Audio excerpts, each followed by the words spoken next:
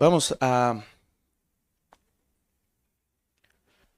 el día de hoy poner este tiempo en manos de Dios y vamos a orar. Te invito a que cierres tus ojos y me acompañes en oración. Padre, gracias te damos esta tarde, este mediodía, en donde podemos gozarnos, adorarte, Señor, recordar la obra maravillosa que tú has hecho, recordar quién eres tú. Gracias porque a través de las oraciones, a través de los cantos, llega nuevamente a nuestra mente, a nuestra memoria y a nuestro corazón esas verdades, Señor, de quién tú eres, del Dios al que adoramos, del Dios al que cantamos. Y gracias porque el ser parte de tu iglesia y ser la iglesia, Señor, y el poder congregarnos cada domingo reconforta nuestro corazón, nos anima, nos llena, Señor. Pero también ayúdanos, Padre, a entender que el hecho de estar aquí no es para recibir nada más, es para darte, para nosotros traer nuestra ofrenda, nuestra adoración, que somos nosotros, que es nuestro corazón, que es nuestra vida entera. Señor, gracias por lo que has hecho por nosotros, pero también hoy en gratitud queremos darte nuestra vida y decirte, aquí está nuestro corazón. Ayúdanos a tener esos oídos abiertos y el corazón dispuesto a conocerte más, a aprender más de ti, para honrarte, agradarte, glorificarte. Gracias, Señor, por el gozo de tu salvación. Gracias por la vida de tu Hijo Jesús que fue puesta en lugar nuestro. Gracias por esa sustitución. Gracias, Señor, por la misericordia, el amor y la gracia que nos diste sin merecerlo. Y gracias a ella estamos hoy aquí. Hoy estamos reunidos como tus hijos, como los redimidos, los justificados, los santificados y aquellos que esperamos tu regreso, Señor. Gracias porque has sido tan bueno con nosotros. Y Padre, que tu palabra el día de hoy sea sembrada en nuestro corazón y de fruto es nuestra oración. Que sea tu Espíritu Santo a través de tu siervo. Te lo pido hoy en el nombre de Jesús, nuestro Señor y Salvador. Amén y amén.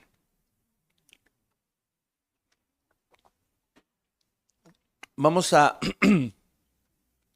iniciar nuestra enseñanza del día de hoy con dando un contexto, porque es necesario dar un contexto para lo que vamos a aprender el día de hoy. Así es de que acompáñenme por favor al libro de Esdras.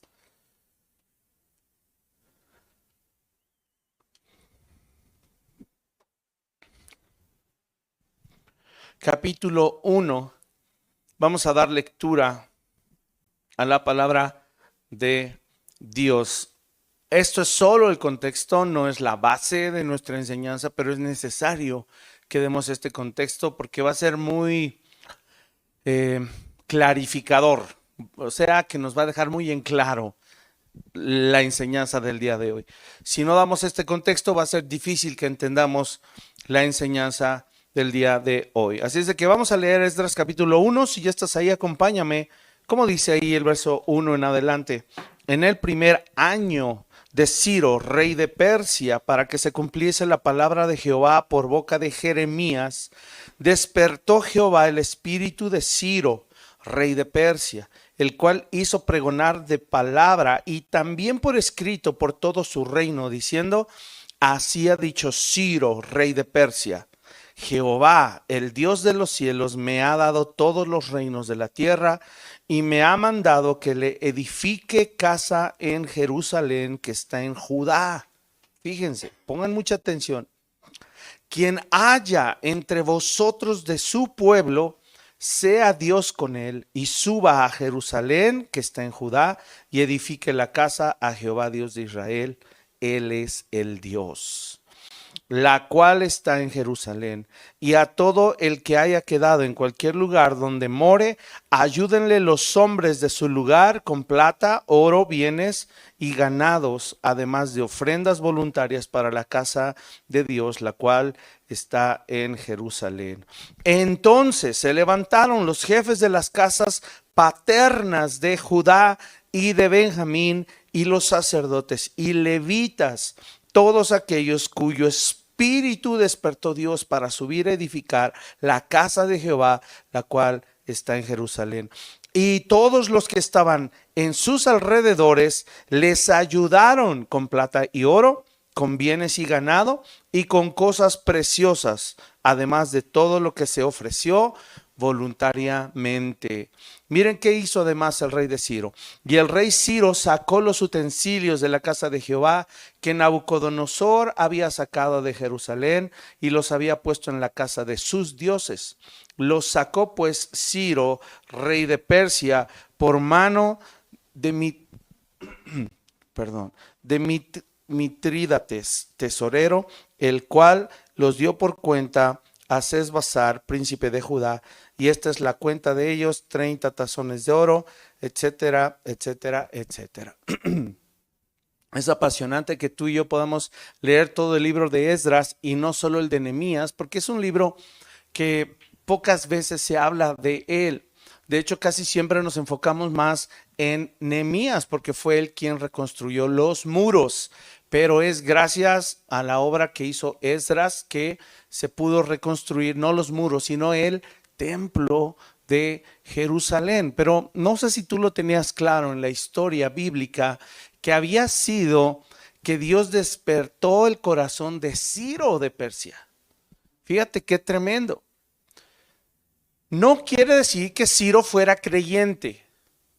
Quiere decir que Ciro fue un siervo de Dios, así como lo fue en algún momento Faraón, que en la misma Biblia le llama al Faraón su siervo.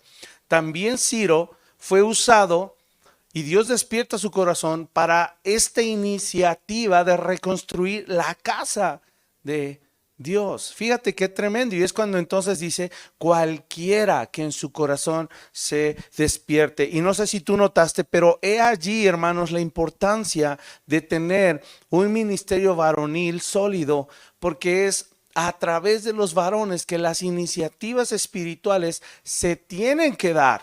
No sé si notaste esos versículos, ¿verdad? Verso 4 que dice, verso 5, entonces se levantaron los jefes de las casas paternas de Judá y de Benjamín y sacerdotes y levitas, los cuales sabemos que eran varones, ¿verdad? Ahora, ¿por qué es importante este contexto, hermanos? Porque el pueblo, ¿dónde estaba? El pueblo estaba exiliado. Y el exilio no empezó con los persas, el exilio empezó con los babilonios, si tú recuerdas. Recuerda que el reino se dividió en dos. El pueblo de Israel era uno, pero se dividió en dos. ¿Cuándo? Cuando el hijo de Salomón, el descendiente del rey David, el hijo de Salomón, Roboam, lo veíamos en la mañana, ¿verdad? Acrecenta la carga, el yugo sobre el pueblo de Israel. Y entonces otro oficial llamado Jeroboam, que estaba a cargo de ciertos siervos, de hacer ciertas cosas, él le dice al rey Roboam, le dice, oye, aligera la carga. Y entonces el hijo de Salomón le dice, no, no la voy a aligerar, los voy a oprimir más. Y entonces Jeroboam dice, pues entonces no queremos tener nada que ver contigo ni con tu casa y nos vamos a dividir. Y entonces, también dicho por un profeta, ¿verdad? Se le entregan 10 tribus a Jeroboam y se divide el reino en el norte. Y a ese reino se le llamó el reino de Israel, cuya capital estaba en Samaria, y solo quedaron 2 tribus al sur, que fue el reino de Judá, cuya capital estaba en Jerusalén. Cuando se dividen, hemos aprendido que el reino del norte fue más perverso y el reino del sur se mantuvo un poco más apegado al Señor. Cuando el pueblo fue llevado en exilio a Babilonia, el primer reino en caer fue el reino del norte. Se dice que por ahí del año 722 antes de Cristo cayó Samaria. Después cae el reino del sur en el año 586 antes de Cristo. Hagan más o menos la matemática. Esto es unos 136 años más o menos después de que el reino del norte cae. O sea que duró 136 años más el reino de Jerusalén. Si lo hablamos políticamente, el reino del norte vivió un caos interno. ¿Por qué? porque hubo alrededor de 9 dinastías que reinaron en el reino del norte, en Israel, más o menos 9 dinastías. Y en estas dinastías hubo varios golpes de estado. ¿Por qué? Porque no era la misma familia reinando. Entonces tuvieron que haber golpes de estado. La política interna de la nación del norte era muy inestable. Y en el caso del sur, hablando políticamente, hubo más estabilidad porque se mantuvo una sola dinastía. Ustedes saben cuál, la del rey David, ¿cierto? Pero teológicamente hablando, ya no de manera política, sino teológicamente hablando, ambas naciones, las dos, cayeron a causa del juicio de Dios por haber dejado el pacto. Una cayó antes, otra cayó después. En el caso de Judá, del sur, ¿por qué cayó después? Teológicamente, porque tuvo momentos de arrepentimiento que retrasaron más el juicio de Dios. De hecho, hubo ahí 2 grandes reyes, Ezequías y Josías, que hicieron grandes reformas, que derribaron varios altares paganos, ¿verdad? Y que frenaron un poco más el juicio de Dios. Sin embargo, el gran pecado de Jeroboam, hermanos, fue llevar a estas 10 tribus a la idolatría. Yo no sé si tú sabes específicamente cuál fue el gran pecado de Jeroboam, este oficial que se rebeló en contra de Roboam, el hijo de Salomón. Pero para que lo tengamos muy claro, ¿verdad? Que se habla mucho de los pecados de Jeroboam, pero específicamente no se sabe qué. Pues resulta que este hombrecito, Jeroboam, por miedo a que las 10 tribus del norte regresaran a Jerusalén a adorar a Dios, porque era el único templo oficial, estaba en Jerusalén, por miedo a que regresaran y que se volvieran a reunificar, se le ocurrió establecer 2 lugares de adoración pagana. Estos 2 lugares estaban en puntos claves. El primer lugar se estableció en Dan. Ya hemos hablado de ese lugar. Yo no sé si tú recuerdas, que es por ahí de cuando hablé de Sansón, ¿verdad? ¿Cuántos recuerdan esa zona de Dan? Es donde estaba más o menos o vivía Sansón, que era al límite, ¿verdad? O en la frontera con ¿quién? Pueblo que era enemigo acérrimo, ¿se acuerdan? De los filisteos. Y el segundo centro de adoración pagana, ¿dónde crees que se estableció? En un lugar llamado, muy famoso para el pueblo de Israel, llamado Betel. ¿Dónde era Betel? Ahí nomás, ¿dónde era Betel? Donde Jacob luchó con el ángel, ¿verdad?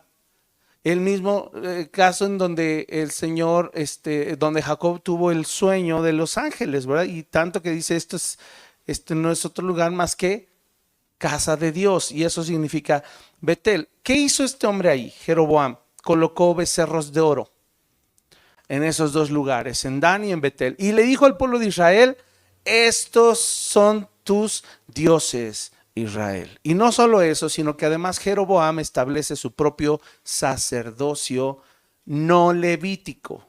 ¿Quiénes eran los únicos que podían ejercer sacerdocio? La tribu de Leví, ¿verdad? Pero Jeroboam, igual, por temor a que se regresaran al reino del sur, dijo: pues ¿qué creen? Acá vamos a tener nuestros 2 lugares de adoración con becerros de oro y vamos a tener nuestros propios sacerdotes. Y por eso fue tan grave, hermanos. De los reyes del norte, de los 20 reyes, bueno, técnicamente fueron 19 reyes y una reina. Por eso se les llama que fueron 20 gobernantes, porque 19 fueron varones y hubo una reina. De esos reyes del norte, ninguno buscó a Dios, ni uno solo. Yo no sé si tú recuerdas el relato de Reyes, Primera y Segunda de Reyes. Hay relatos donde se va la lectura y va diciendo, pero no buscó a Dios, se hizo lo malo delante de Dios. Pero hay otros casos en donde dice, pero él buscó a Dios, se hizo como su padre David, no sé qué. Ok, bueno, resulta que todos los reyes del lado de Israel, del reino del norte, ni uno solo buscó a Dios, ni uno solo. El único rey de Israel del norte que sirvió a medias fue el rey Jehú. ¿Cuántos ubican al rey Jehú? Es un rey también algo famosón. Y decimos que sirvió a Dios a medias porque no lo sirvió intencionalmente. Fue algo similar como con Faraón o algo similar como con Ciro. Dios lo usó como un objeto, como el objeto de juicio. ¿Para quién creen? Para la casa de Acab. Fue él quien mató al hijo de Acab, que iba a ser el siguiente rey, o que ya era el siguiente rey, y fue él quien dio la orden de que mataran a Jezabel también, ¿verdad? Que la aventaran los eunucos desde la ventana. Por eso se dice que Jehú sirvió a Dios a medias, porque en realidad él no exterminó ni derribó los ídolos que se habían establecido. Él simplemente hizo esas acciones, incluso eso le valió que 4 de sus descendientes siguieran en el reino después de él, que su dinastía siguiera. Pero a pesar de que él terminó con la dinastía de Acab y que él terminó con el culto a Baal que introdujo esta mujer Jezabel, no tuvo el valor de erradicar los becerros de oro que estaban en Dan y en Betel. El final de Jezabel fue muy trágico, ya lo sabemos, ¿verdad? Y es importante que lo entendamos porque lo vamos a ver ahorita como parte de la enseñanza, pero ¿cuántos saben el final trágico de Jezabel? De hecho, fue profetizado por Elías. Elías profetizó su muerte. Cuando llegaba Jehú de haber matado a su hijo, que iba a ser el rey, el hijo de Acab, dice que esta mujer se asoma por la ventana, no sin antes ponerse, ¿se acuerdan? Maquillaje en los ojos, ese tipo de maquillaje que es de estilo egipcio, antimonio me parece que le llama la Biblia. Ajá, antimonio en los ojos, se arregló el cabello, se asoma por la ventana y se le ocurre desafiar insolentemente a Jehú cuando viene desde el caballo y le grita asesino. Y es cuando ahí Jehú dice, ¿quién está conmigo? ¿Quién está conmigo? Y 2 eunucos o 3 piensan que estaban ahí arriba en la misma torre, corren a la habitación donde estaba Jezabel y la avientan por la ventana, cae, salpica la sangre en la ventana, la dejan ahí tirada, Jehú se va a comer y después dice, bueno, es hija de rey, váyanla a sepultar, y cuando regresan a sepultarla ya se la habían comido los perros y solo había su esqueleto había quedado y sus manos y sus pies. Es impactante, eso valdría la pena otra enseñanza solo ver este tema del asunto de Jezabel, pero dicen que los estudiosos que se pintan los ojos y se arregla el cabello por muchas razones, tanto como por querer seducir, tanto como por querer mostrarse con la autoridad de ser una, de la realeza, ¿verdad? Desafiante, altanera o soberbia, pero es terrible cómo termina esta mujer. Ahora, todo este contexto, hermanos, es muy importante para ir a la parte central de la enseñanza, porque resulta que hay un salmo, que es en donde vamos a empezar la primera parte de la enseñanza, Salmo 50. Es muy curioso este salmo porque podría considerarse un salmo profético. Es un salmo de juicio. Y a diferencia del Salmo 73 que vamos a ver después, estos 2 salmos es en donde vamos a centrar la enseñanza. A diferencia del Salmo 73, el Salmo 50, que es un salmo de juicio, resulta que se le considera un salmo profético porque es como si anticipara lo que le iba a pasar al pueblo de Israel. Porque resulta que este salmo, si ustedes ya lo buscaron y están ahí en su Biblia, ¿quién dice que lo escribió? Lo escribió Asaf o los descendientes de Asaf. Pero se dice que este salmo se escribió en la época del rey David o del rey Salomón. Pero nosotros acabamos de leer Esdras. ¿Y Esdras es antes o después de David y Salomón? Después. Si me pusieron atención, Esdras es después. Mucho después, porque David y Salomón fueron el rey 2 y el rey 3. Y aquí ya acabaron los 20 reyes, ¿verdad? Tanto del norte más los 20 del sur, y están en cautiverio ya, están en el exilio. O sea, ya pasaron muchísimas generaciones. Y este salmo que se escribió en la época de David o de Salomón, resulta que está describiendo más o menos el panorama por el cual el pueblo de Israel fue mandado al exilio.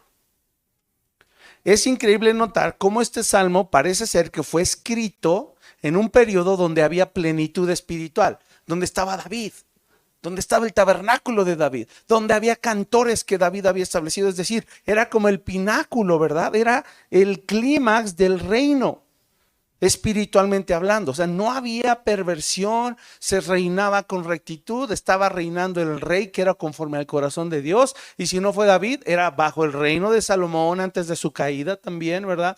El rey más sabio que ha existido. Y es en medio de ese periodo de reinado que se escribe este salmo. La pregunta curiosa es esta: ¿por qué se escribe ese tipo de salmo estando justo en ese momento de esplendor espiritual? No sé si te causa intriga, y es lo que vamos a aprender. Vamos a leer los Salmos 50. Fíjate qué impactante. Dice así: el Dios de dioses, Jehová ha hablado y convocado la tierra, desde el nacimiento del sol hasta donde se pone. De Sión, perfección de hermosura, Dios ha resplandecido. Vendrá nuestro Dios y no callará. Fuego consumirá delante de él, y tempestad poderosa le rodeará. Convocará a los cielos de arriba y a la tierra. ¿Para qué? Para juzgar a su pueblo. Juntadme mis santos, los que hicieron conmigo pacto con sacrificio, y los cielos declararán su justicia, porque Dios es el juez. Verso 1 al 6 está hablando de Dios como juez. Grábate esto en tu memoria, porque resulta, y no es una coincidencia, que estos dos salmos que vamos a ver, Salmo 50 y Salmo 73, están relacionados con ¿qué crees? Con los dos lugares donde Jeroboam levantó altares paganos. ¿Qué significa Dan?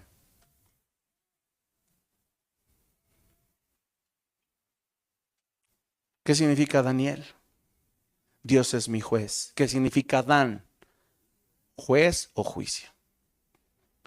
Uno de los lugares donde donde Jeroboam levantó un altar pagano es Dan. Y el Salmo 50, versos del 1 al 6, está poniendo a Dios como juez. Eso grábatelo, ponle ahí un pin, así, pin, importantísimo, ¿sale? Este salmo, escrito por Asaf durante el reinado de David, se levanta como una advertencia profética de lo que le iba a suceder al pueblo. Quiero que veas ahora del verso 7 al 15. Vamos a leer. Oye, pueblo mío, y hablaré. Escucha, Israel, y testificaré contra ti.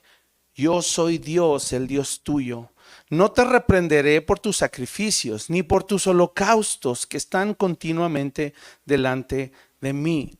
¿Qué está diciendo Dios?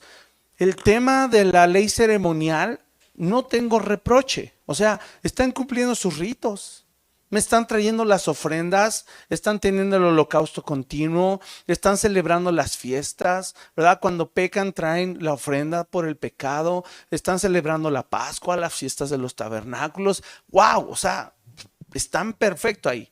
En cuestión de ley ceremonial, no tengo ningún reproche. Pero mira el verso 9, dice: no tomaré de tu casa becerros, ni machos cabríos de tus apriscos, porque mía es toda bestia del bosque, y los millares de animales en los collados.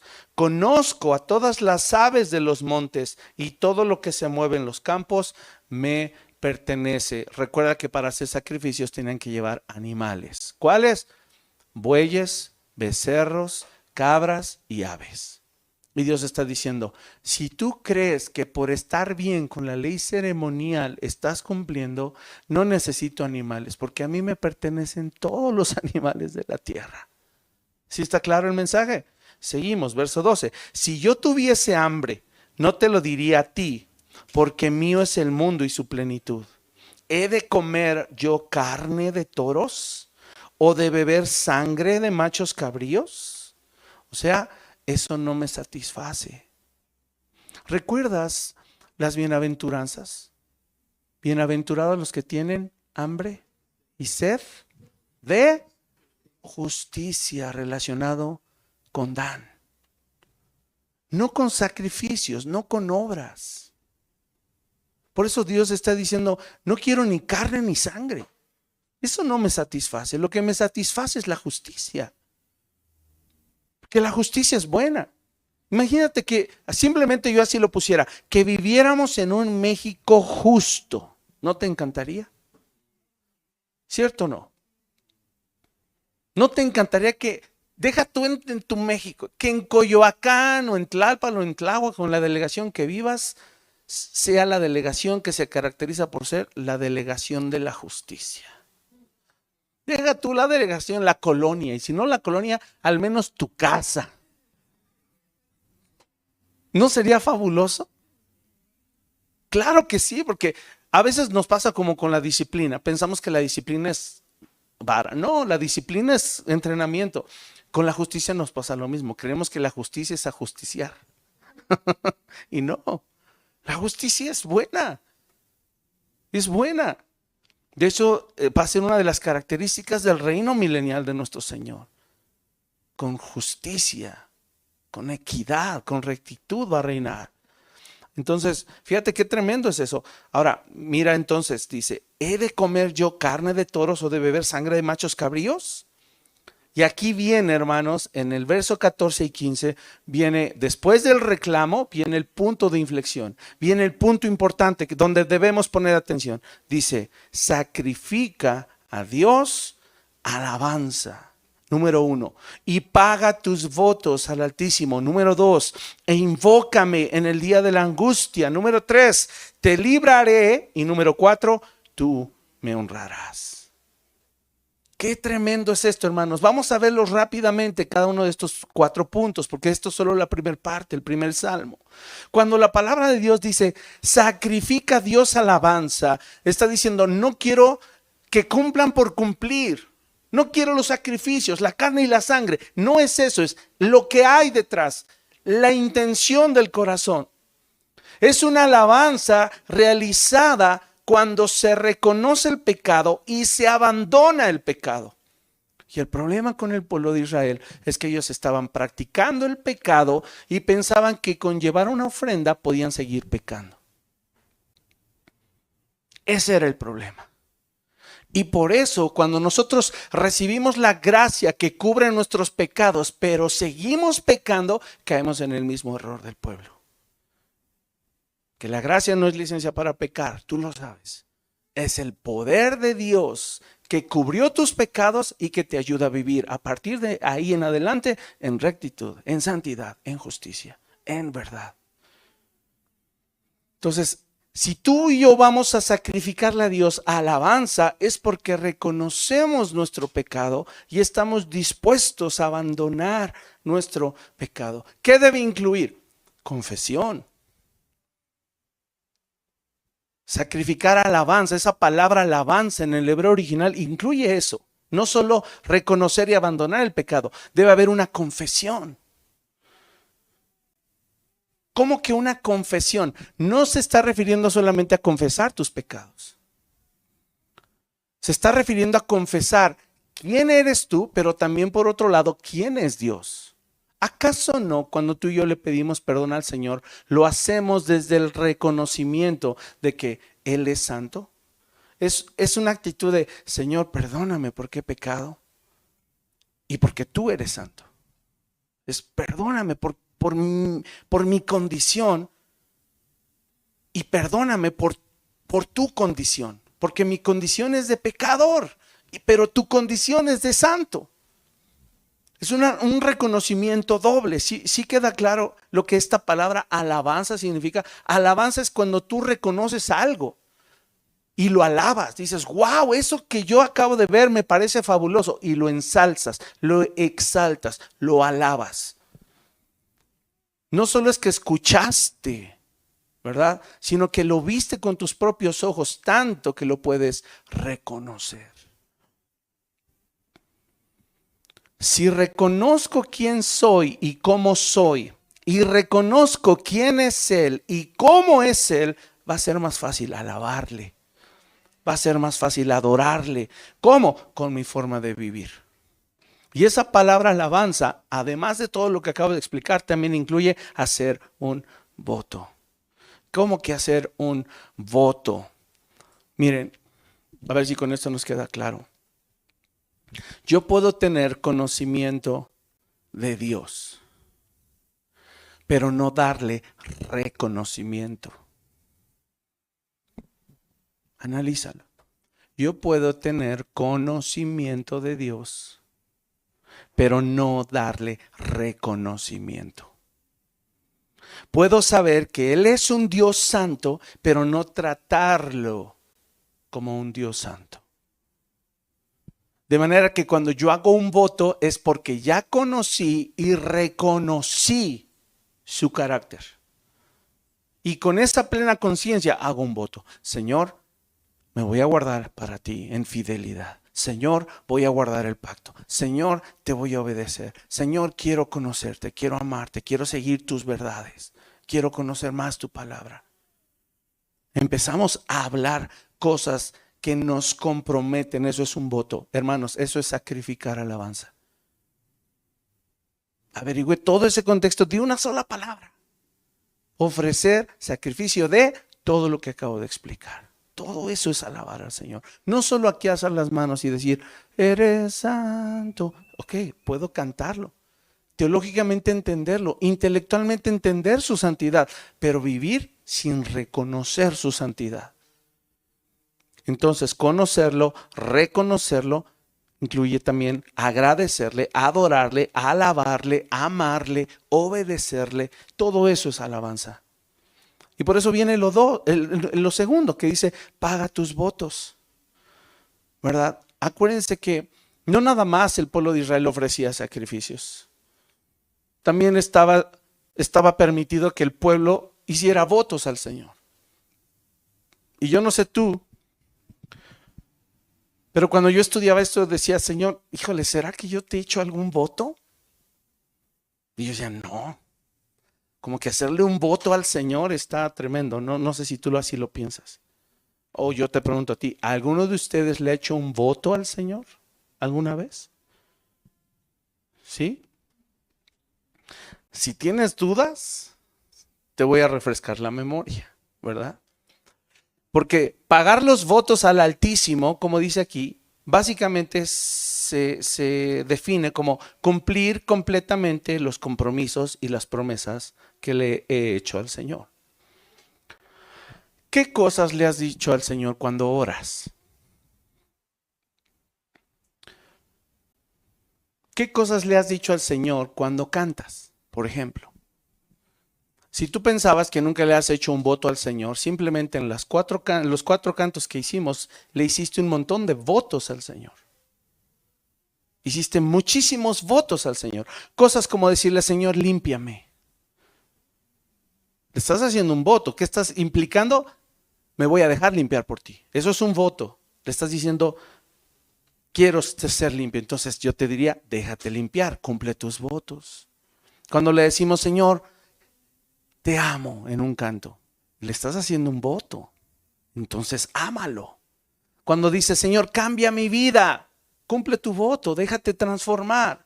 Cuando tú le cantas, Señor, eres santo, cumple tu voto. Sé santo como Él es santo. Eso es cumplir los votos al Señor. Hermanos, todo lo que hablamos al Señor, todo lo que le cantamos, lo deberíamos considerar a ese nivel de importancia como votos. Seamos congruentes con nuestras palabras, no digamos ser algo que no somos. Pero ¿sabes qué es lo más hermoso? Que si nos damos cuenta de nuestra realidad y cayéramos en cuenta que no somos lo que decimos ser, entonces viene el 3. O sea, no habría problema porque el Señor aún nos da oportunidad. Nos dice en el punto 3, versículo 15, que dice, invócame en el día de la angustia. Porque sí nos debería causar angustia darnos cuenta que no somos congruentes. Esa es la primera angustia que deberíamos sentir. Señor, no he cumplido mis votos. No te he ofrecido sacrificio de alabanza. Y esa angustia que nos provoca, entonces podemos clamarle al Señor, invocarlo. Ya sabemos que es invocar, es clamar, llorar, gritar, buscando ayuda del Señor, sabiendo que Él va a responder, porque Él nos quiere cerca.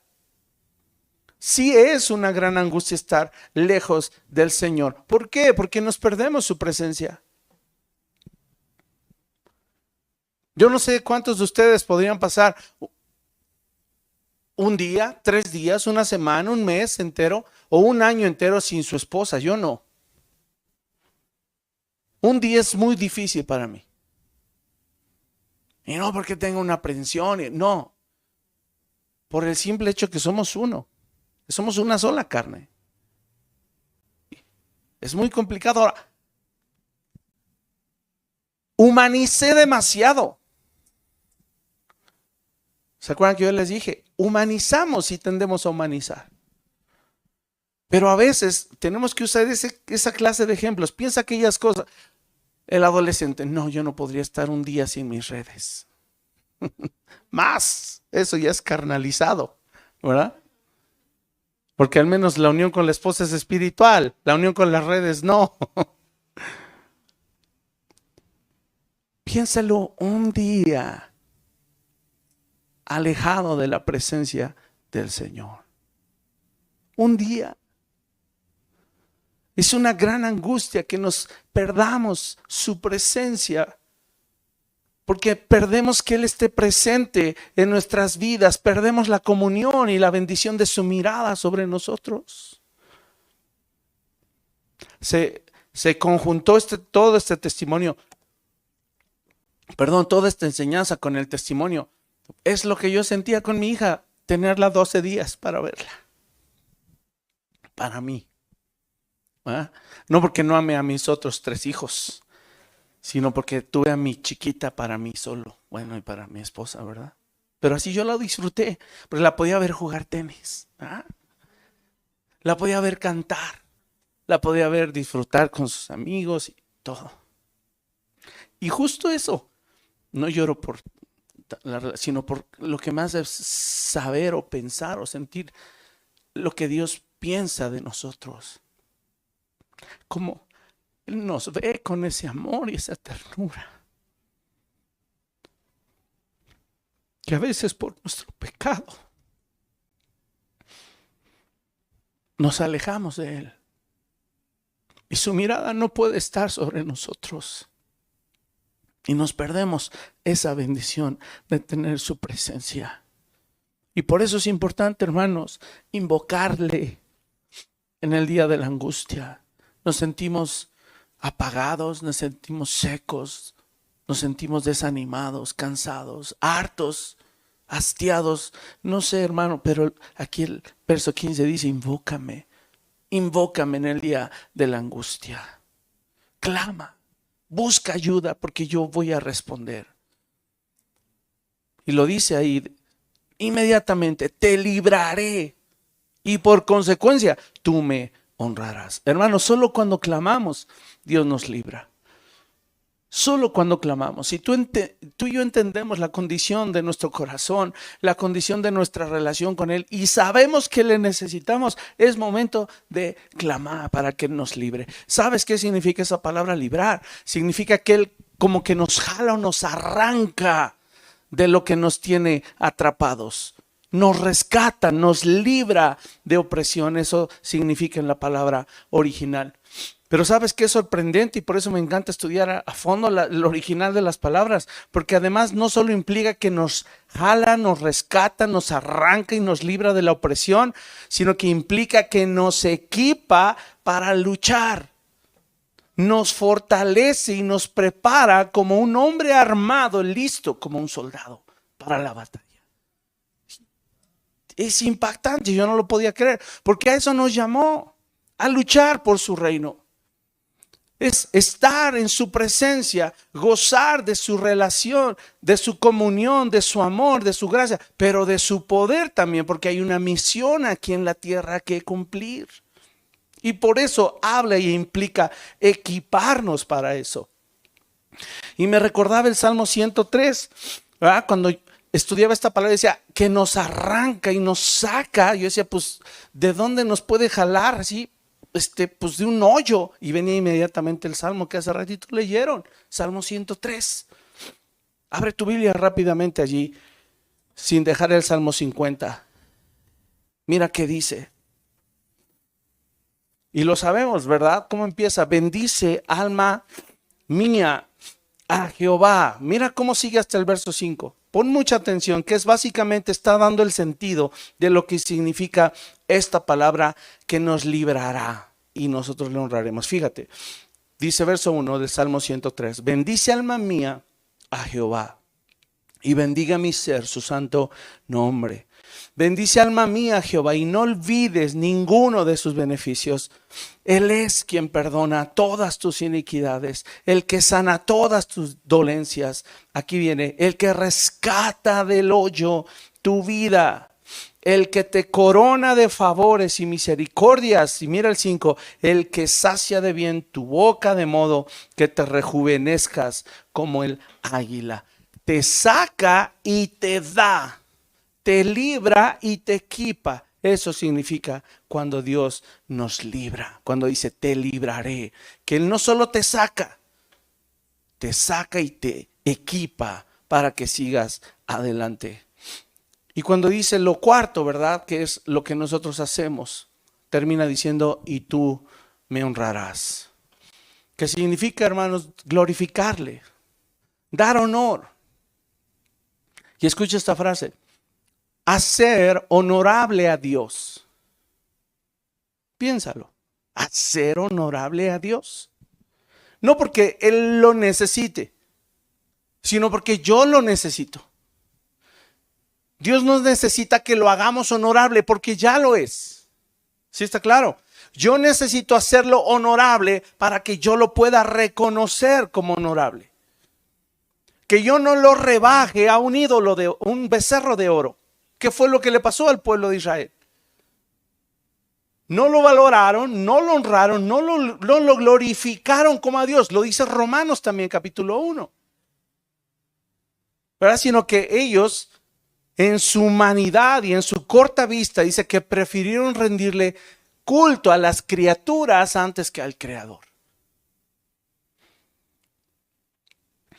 Yo lo necesito porque yo necesito verlo de la magnitud y del peso que tiene su gloria. Yo necesito hacerlo honorable para que a mí me caiga el 20. Y el pueblo hacía sacrificios por costumbre o tradición y por eso se volvieron ritualistas. Dejaron de ver el peso de su gloria y la magnitud de su grandeza y de su santidad.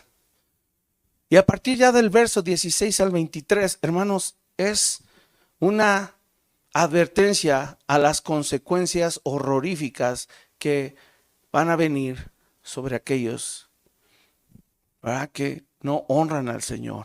Mira cómo dice Salmo 50, verso 16. Pero al malo, dijo Dios, ¿qué tienes tú que hablar de mis leyes y que tomar mi pacto en tu boca? Fíjate, qué pregunta. De hecho, es una pregunta desafiante de Dios hacia el hombre malo. O sea, imagínate cómo estaba el corazón de estos hombres que decían, pues yo estoy bien, yo estoy cumpliendo la ley, yo estoy llevando mis sacrificios, yo celebro las fiestas. Y entonces Dios les reprocha y les dice, qué tienes tú que hablar de mis leyes y que tomar mi pacto en tu boca? Mira aquí la clave. Pues tú aborreces la corrección y echas a tu espalda mis palabras. Si veías al ladrón, tú corrías con él, y con los adúlteros era tu parte. Tu boca metías en mal, y tu lengua componía engaño. Tomabas asiento y hablabas contra tu hermano. Contra el hijo de tu madre ponías infamia. Estas cosas hiciste, y yo he callado. Pensabas que de cierto sería yo como tú, pero te reprenderé y las pondré delante de tus ojos. Entended ahora esto, los que os olvidáis de Dios, no sea que os despedace y no haya quien os libre. ¿Se acuerdan de Jezabel? El que sacrifica alabanzas me honrará, y al que ordenare su camino le mostraré la salvación de Dios. Aún el Salmo cerrando con una oportunidad de decir, hey, estemos a cuentas. Vamos rápido al Salmo 73. Espero que me dé tiempo de terminar. Y si no, pues ya me extrañaban, ¿no? Fíjate que en contraparte, porque ahorita vimos como, por así decirlo, la parte de Dan, ¿verdad? Que es el altar que se levantó allí de juez. Pero ahora vamos a la parte de Betel, que es casa de Dios. Y este salmo, ¿a quién creen que también es atribuido? No es casualidad. ¿A quién? A Asaf, exactamente. Ahora, fíjate ahí para Asaf. Vamos a leer de los versos 1 al 16 rápidamente. Aquí no hay mucho que desglosar. Solo quiero que veas el tenor del salmo. ¿Cómo empieza? Ciertamente es bueno Dios para con Israel, para con los limpios de corazón. En cuanto a mí, casi se deslizaron mis pies, por poco resbalaron mis pasos. Y ahora va a explicar por qué, ¿verdad? ¿Qué pensaba el salmista? Y esa es la primera parte. Porque tuve envidia de los arrogantes, viendo la prosperidad de los impíos. Hermano, no sé si te ha pasado que dices, ¿por qué a los que hacen mal les va re bien? ¿Verdad? Y no es un sentimiento nuevo. ¿Por qué los que son como que parece que ser los más pecadores prosperan más? El salmista tenía la misma emoción. Dice, porque no tienen congojas por su muerte, pues su vigor está entero. No pasan trabajos como los otros mortales, ni son azotados como los demás hombres. Por tanto, la soberbia los corona. Se cubren de vestido de violencia, los ojos se les saltan de gordura. Logran con creces los antojos del corazón. Se mofan y hablan con maldad de hacer violencia. Hablan con altanería, ponen su boca contra el cielo y su lengua pasea la tierra. Por eso Dios hará volver a su pueblo aquí, y aguas en abundancia serán extraídas para ellos. Y dicen, ¿cómo sabe Dios? ¿Y hay conocimiento en el Altísimo? He aquí estos impíos, sin ser turbados del mundo, alcanzaron riquezas. Mira este versículo. El salmista, verdaderamente en vano he limpiado mi corazón y lavado mis manos en inocencia, pues he sido azotado todo el día y castigado todas las mañanas. ¿Recuerdan cuando Jesús le hizo una promesa a sus discípulos? Y de hecho no les llamó más que bienaventurados. Cuando por mi causa os persigan y os ultrajen. Porque vivir en Cristo, hermanos, en este mundo, procurar la santidad y la justicia en este mundo, se sienten como azotes, se sienten como castigos. Mira el verso 15. Si dijera yo, hablaré como ellos, he aquí a la generación de tus hijos engañaría. Cuando pensé para saber esto, fue duro trabajo para mí. O sea, no lo podía entender. Y aquí viene el versículo que es la inflexión. ¿Están listos? Hasta que entrando en el santuario de Dios, comprendí el fin de ellos. ¿Qué significa Betel? Hasta que entrando a la casa de Dios, hasta que entrando a su presencia, estando en su presencia, hermanos, vamos a poder encontrar respuesta para todo. Estando en su presencia. Versos 1 al 16, hay queja y amargura por los que prosperan, los malos que prosperan. Verso 17 dice, hasta que entré en el santuario, Betel. Dijimos que eran los dos lugares donde Jeroboam levantó becerros de oro, porque el enemigo siempre se va a oponer a la justicia de Dios y a la comunión en la presencia de Dios. Son las dos cosas que el diablo siempre va a atacar en el creyente. Que tú no vivas en justicia, que practiques el pecado tratando de cubrirte con una máscara de religiosidad, y que abandones tu relación personal e íntima con Dios. Y eso es lo más grave que le puede pasar a un creyente. Mira cómo sigue la lectura a partir del verso 18. Ciertamente los has puesto en deslizaderos, en asolamientos los harás caer. Como han sido asolados de repente, perecieron, se consumieron de terrores. Como sueño del que despierta, así, Señor, cuando despertares, menospreciarás su apariencia. Se llenó de amargura mi alma y en mi corazón sentía punzadas. Mira, todavía se sigue lamentando el salmista Asaf. Dice, tan torpe era yo que no entendía, era como una bestia delante de ti.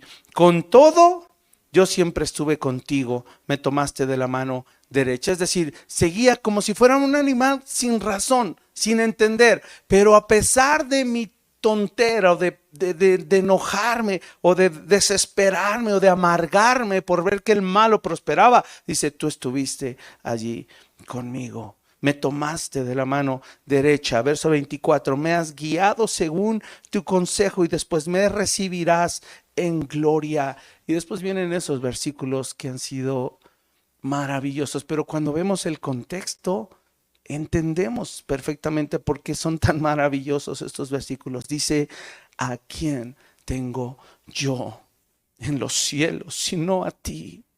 Y fuera de ti nada deseo en la tierra. Mi carne y mi corazón desfallecen, mas la roca de mi corazón y mi porción es Dios para siempre. ¡Wow! ¡Qué hermosura, hermanos! Y ese debería ser ahora entonces el sentir en nuestro corazón, saber que a lo mejor, ¿verdad? Nunca en este mundo nos vamos a sentir ni amados, ni aceptados, ni que encajamos, ni en nuestro lugar. Te doy una noticia, no es nuestro lugar para encajar. Gloria a Dios. Vas a ver el versículo con el que vamos a acabar, que nos va a llenar de esperanza.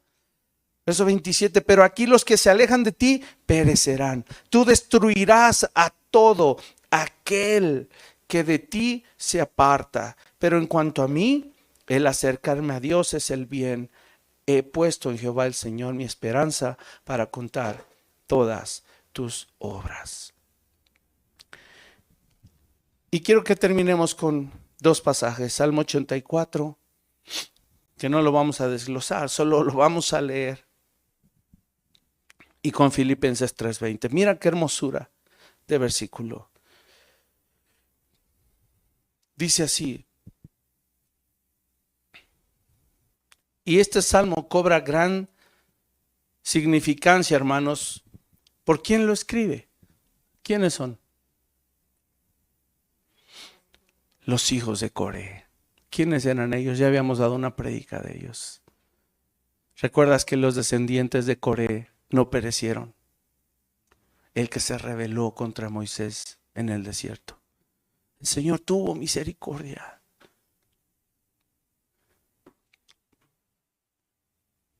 Hermanos, hay esperanza para los que somos rebeldes.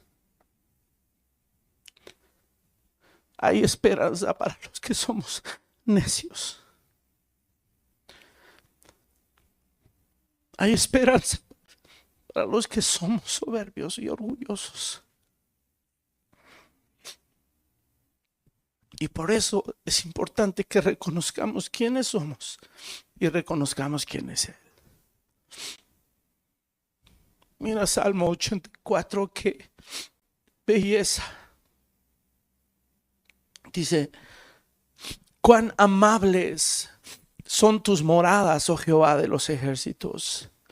Anhela mi alma y aún ardientemente desea los atrios de Jehová. Mi corazón y mi carne cantan al Dios vivo. Aún el gorrión haya casa y la golondrina nido para sí, donde ponga sus polluelos. Cerca de tus altares, oh Jehová de los ejércitos, Rey mío y Dios mío, bienaventurados los que habitan en tu casa, perpetuamente te alabarán. Bienaventurado el hombre que tiene en ti sus fuerzas, en cuyo corazón están tus caminos. Atravesando el valle de lágrimas, lo cambian en fuente cuando la lluvia llena los estanques. Irán de poder en poder, verán a Dios en Sión. Jehová, Dios de los ejércitos, oye mi oración. Escucha, oh Dios de Jacob. Mira, oh Dios, escudo nuestro, y pon los ojos en el rostro de tu ungido. ¿Y te acuerdan lo que decíamos? Porque mejor es un día en tus atrios que 1000 fuera de ellos. Escogiera antes estar a la puerta de la casa de mi Dios que habitar en las moradas de maldad. Se refiere a esas moradas que fueron tragadas, de la tienda de los perversos en la rebelión de Coré. Verso 11, porque sol y escudo es Jehová Dios, gracia y gloria dará Jehová, no quitará el bien a los que andan en integridad. Jehová de los ejércitos, dichoso el hombre que en ti confía. Qué hermosura de salmo tan esperanzador, hermanos. Y por último, vámonos a nuestras casas meditando en Filipenses capítulo 3, verso 20, para que tú y yo sepamos que no importa si no sientes que encajas, no importa si no sientes que perteneces, no importa si te rechazan o te repudian aquí en el mundo, porque el Señor nos dice, Filipenses capítulo 3, verso 20, nos da solo un pequeño recordatorio, ¿verdad? Que dice así, verso 20, mas nuestra ciudadanía está en los cielos, de donde también esperamos al Salvador, al Señor Jesucristo, el cual transformará el cuerpo de la humillación nuestra para que sea semejante al cuerpo de la gloria suya, por el poder con el cual puede también sujetar a sí mismo todas las cosas. Ay, mis amados, que el Señor nos dé su gracia, nos dé su favor en estos tiempos, en estos días, que podamos compartir esta palabra esperanzadora y que nos llevemos esta enseñanza en nuestros corazones que titulé El gozo de su presencia, más allá de los rituales. Que no caigamos en ese ritualismo, que Él nos libre de la religiosidad y que realmente podamos disfrutar y gozarnos de tener una relación íntima y personal, viviendo en su presencia todos los días. Amén. Vamos a orar. Cierra tus ojos.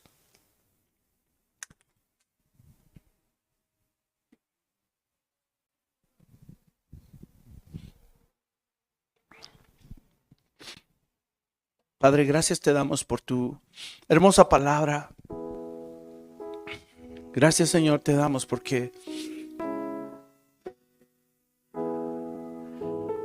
en nuestras rebeliones y en nuestras necedades, sumidos en nuestra soberbia y en nuestro orgullo y en nuestro pecado, Señor, la luz de tu evangelio brilló y alumbró con una esperanza de salvación a nuestra vida que nunca, Señor, nunca podríamos haber imaginado que pusieras tus ojos sobre nosotros. Señor, yo te doy tantas gracias. Gracias, Señor, por mirarme sin merecerlo. Hermano, agradécele también tú al Señor. Él te miró Él me miró sin merecerlo. Eso ya lo conocíamos, pero ahora es momento de reconocerlo. Reconocer es aceptar quiénes fuimos, quiénes seguimos siendo, pero también reconocer quién fue el Señor, quién es y quién seguirá siendo, porque Él es el mismo ayer, hoy y por los siglos. Él no cambia. Y si hoy es el tiempo propicio y Él está extendiendo su gracia y su favor, su misericordia, hermano, tómala, acéptala, porque es gratuita. Es una fuente de vida eterna. Es una plenitud. El gozo de su salvación es una plenitud que nunca se va a pagar.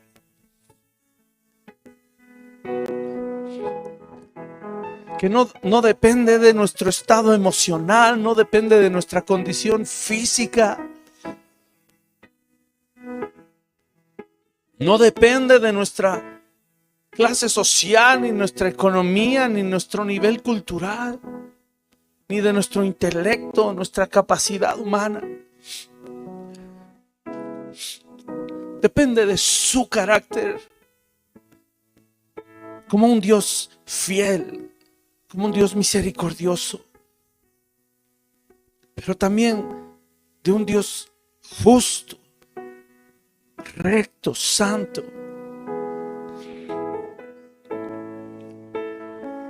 Señor, gracias por alcanzarnos. Que todo lo que somos y todo lo que tenemos y podemos llegar a ser es en ti y es por tu gracia. Perdónanos por olvidarlo a veces. Y permítenos, Señor, afianzar más nuestra fe, nuestra relación. Y ayúdanos a no caer en lo que cayó el pueblo. Aquello a lo que Jeroboam arrastró al pueblo a caer en prácticas paganas. A sustituir tu justicia, Señor, y a sustituir la comunión y tu presencia por una vida hecha a nuestra medida, a nuestra comodidad,